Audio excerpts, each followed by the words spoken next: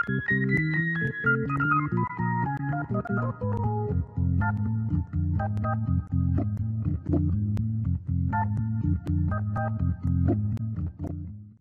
I've got the body made, I like to put on a suspension and bring it out for a test hang.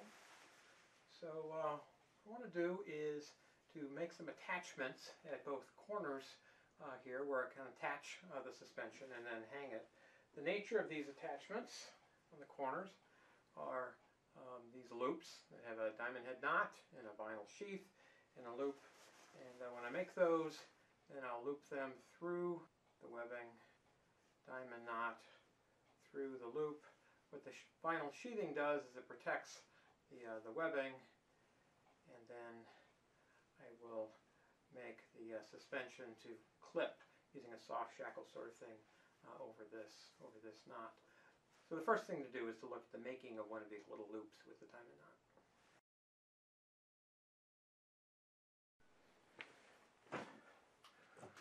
We'll start with 14 inches of am steel.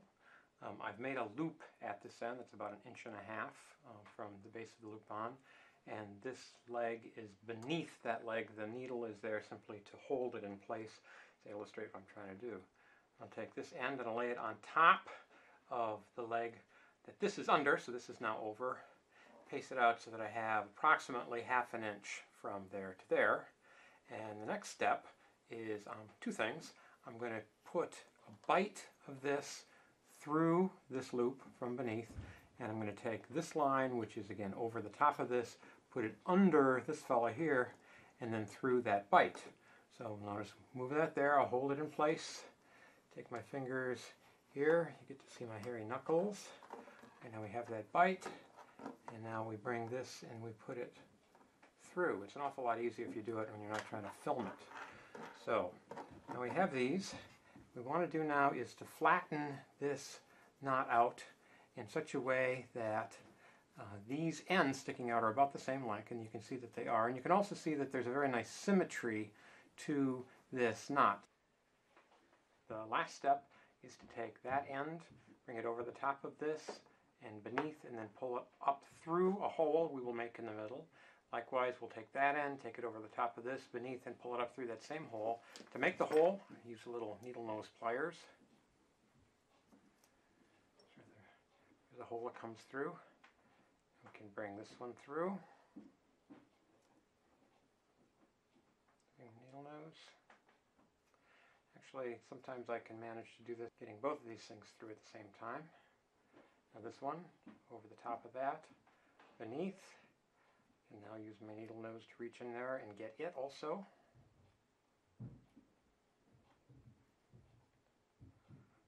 Now I have both of my ends. And the makings of a diamond knot, now if I pull it, get rid of some of that slack, pull it, tighten it a little bit, twist it, and all of that slack leaves. And now all I need to do is to finish off these ends, and I have the makings of the loop that I want for the end of the hammock. I'm going to make the suspension triangle now out of a single piece of cord. At each end there's going to be sort of a soft-shacklish sort of thing that will hook over the diamond knot. And so we need to leave enough space to create that, and then the side of a suspension triangle, and so on. So what I typically allocate is 9 inches for the business involving the soft shackle. So I've measured off 9 inches.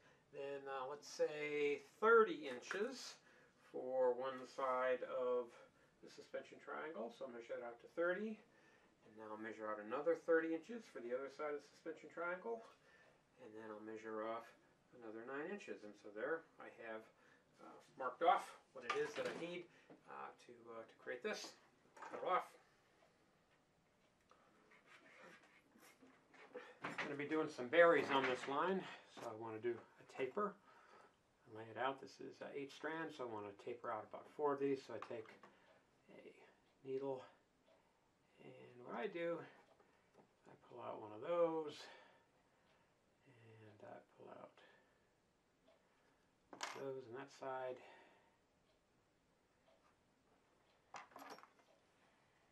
Just cutting board. Cut these. this side as well, another thread. And I don't know that it matters terribly much. The key thing is that it comes to sort of a nice taper. It seems to be used mostly for pulling the line through. And so there we have that. What I want to do to create my soft shackle is take my 9 inches like so, and it's right about here where I'm going to have the loop that clinches over the diamond knot. So holding that there, I am going to pull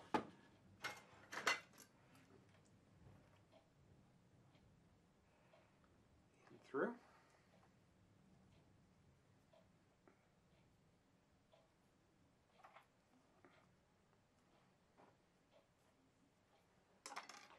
And I don't want it all the way tight, because when it's wrapped around that diamond knot, it needs a little slack.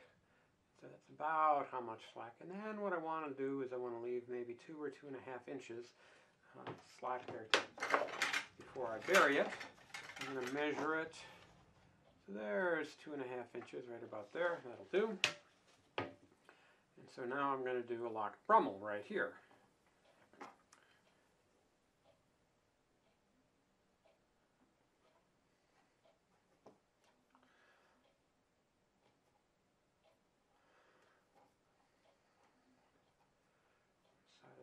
Lock brummel. So I'm pulling the short edge through the long edge. I need to poke a hole in the short edge and pull through the long edge.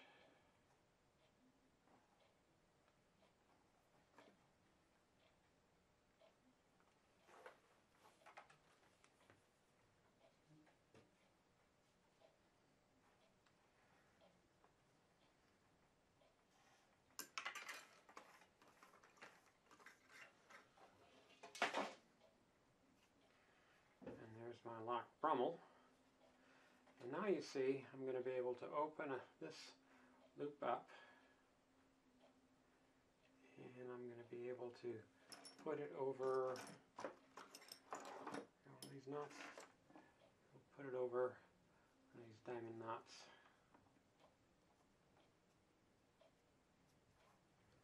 And then lock it down. Tension, it all tightens up. I'm not done yet. Need to do the bury. That's easily done. So need to back up to here, I suppose.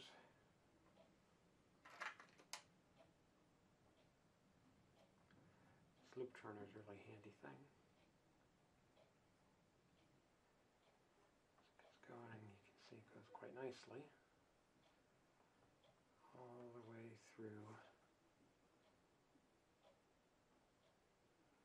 the lock brummel. Pops out.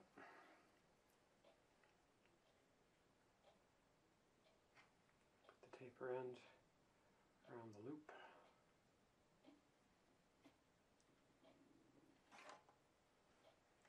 Now just sort of worry it through.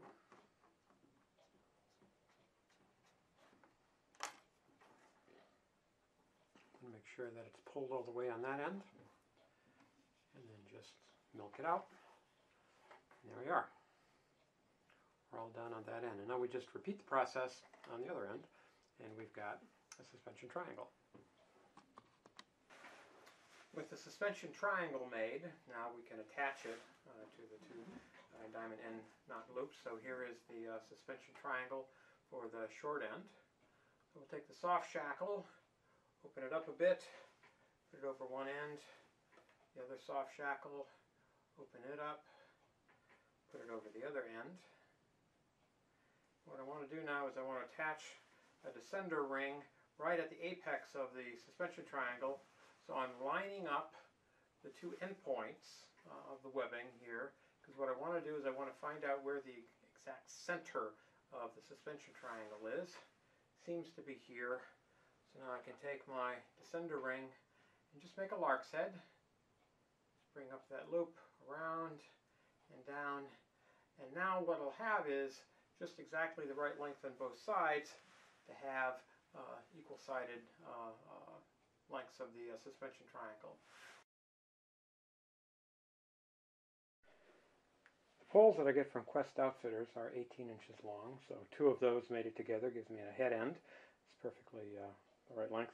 For the foot end, though, I want it to be 26 inches, which means that I take an 18-inch piece and I add to that a 8-inch piece. So I'm going to make an 8-inch piece out of this 18-inch piece, measuring off 8 inches, and I'll make a mark so that I can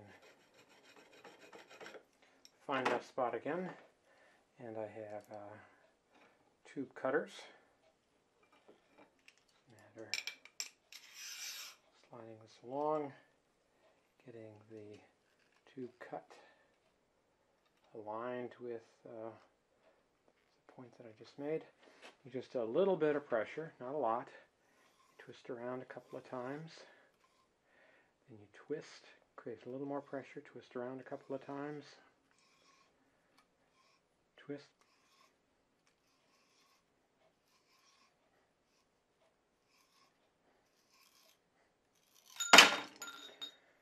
And there we are. We have an 8-inch piece.